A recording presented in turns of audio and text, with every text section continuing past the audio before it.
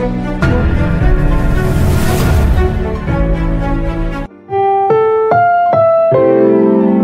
programang ito ay rated SPG. Striktong patnubay at gabay ng magulang ang kailangan. Maaaring may masiselang tema, lengguwahe, karahasan, sexual, horror o droga na hindi angkop sa Welcome back mga ka-episode. At narito mga dapat nating abangan dito nga lang sa Abot Kamay na Pangarap, kung saan nagkausap na naman nga ang mag-ama na si Annalyn at itong si Doc Tanyag. At dito nga nasabi nga nito si Annalyn na namimiss niya na nga ang bonding nga nila sa Apex. Kaya tinanong nga siya nito ni Doc Tanyag kung gusto na nga ba nitong bumalik pa sa Apex. Kaya napapaisip na nga ito nga si Annalyn.